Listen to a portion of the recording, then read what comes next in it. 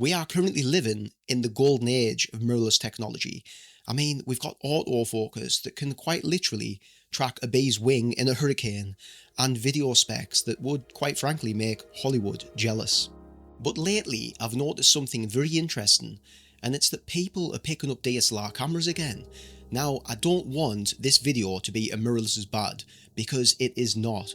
Mirrorless technology is incredible, but I can't help feel that even with all the bells and whistles that come with mirrorless cameras, there's still something missing that's led to DSLRs making a comeback. So before we get into this, leave a comment down below what gear, what camera you're currently using.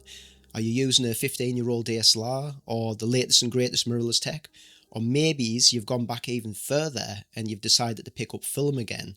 Again, comment down below because I love reading through what you guys are using who watch these videos.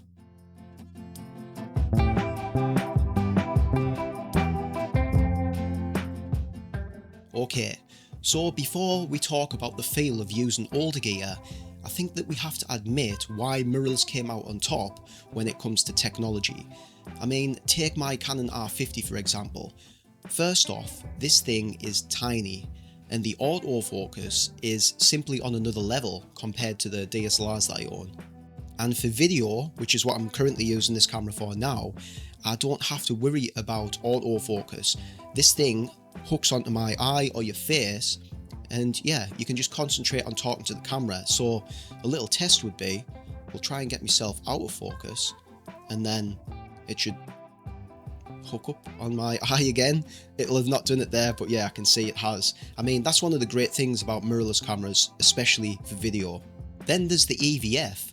Being able to see your exposure in real time is a big advantage in a lot of situations. It's time saving and efficient, and for a lot of professional work, it is the logical choice today. So it begs the question, if mirrorless cameras are better on paper, then why are people picking up DSLRs again? Well, to be honest, I do think there are a few reasons.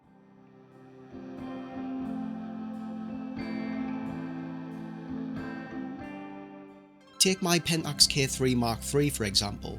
The optical viewfinder, the OVF, in this camera gives a 100% field of view and delivers a truly awesome user experience, helping you feel more immersed in the moment and connected to your subject.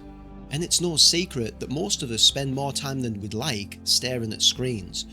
So when I look through this beautiful pentaprism I'm seeing real life, there's no lag, no digital rendering, just light hitting glass.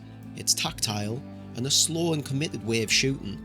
There's a satisfaction in the mechanical clunk of the mirror that a silent electronic shutter, it just can't replicate. Then there's the build. I've still got my Pentax K5 and K3, and these things are built like absolute tanks. I mean, take this Samsung GX10 for example, which for all intents and purposes is a rebranded Pentax K10D. This thing still feels more substantial than a lot of newer mirrorless cameras on the market these days. And when it comes to performance, I think it's not talked about enough just how capable many DSLRs are. I still reach for my Canon 7D Mark II to shoot fast action in tough conditions. It's rugged, fast and super reliable. And when I want the full frame look, the Canon 5D Mark III is a legend for a reason. I mean, honestly, when you look at the images that come out of this old beast, in my opinion, they still hold up against what modern day cameras produce, delivering quality that simply does not age. Here's the thing, you can build a top class kit for a relatively low amount of money these days. You can pick up the Nikon D750, the Canon 5D Mark III or the Pentax K1, all full frame cameras, for a fraction of the cost of the modern day mirrorless equivalent. And it's the same with lenses. Again, take my Pentax K3 for example. I can use any K-mount lens from the past 50 years and mount it straight onto the camera. Not to mention, you aren't paying that mirrorless tax on every new piece of gear you look to buy. You get top tier ergonomics, battery life that lasts more than a few hours, and image quality that's comparable to anything hitting the shelves today. Personally, I think the most important part about this comeback is that by using a DSLR camera, you are quite literally forced to learn photography. There's no hiding behind technology. And although technology is great in these mirrorless cameras, it does do a lot of the heavy lifting for you. As I've said, with the eye tracking, the face tracking. I mean, this R50 here, I could quite literally hold this camera, point it behind me, and as long as it's on the correct tracking mode, I wouldn't necessarily have to look at what I'm doing. I know that this camera is going to lock onto the eye, the face, or whatever vehicle tracking, animal detection, you know, all of those things. Whereas it's different with a DSLR. You are in control, and it's up to you to learn what your camera and your gear is capable of. And for me, that is part of the process that I love. One of the main reasons that I got into photography is being involved with the whole process from start to finish. But look, there is no right or wrong when it comes to photography. The right camera is the one that gets you out the house taking pictures. Whether that's the most modern mirrorless camera or an ancient DSLR, you know, it's whatever works for you.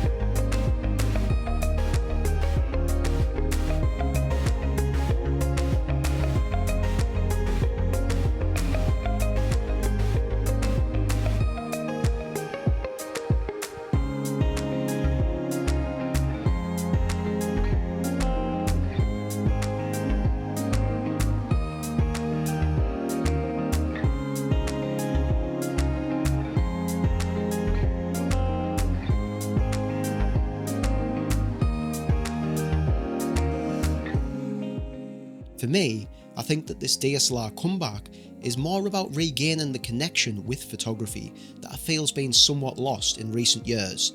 Now, that's my opinion, but I want to hear from yourselves. Are you all the way on the mirrorless train, or do you still have a soft spot for DSLR cameras? Let me know in the comments below. Thanks for watching, and I'll see you in the next video.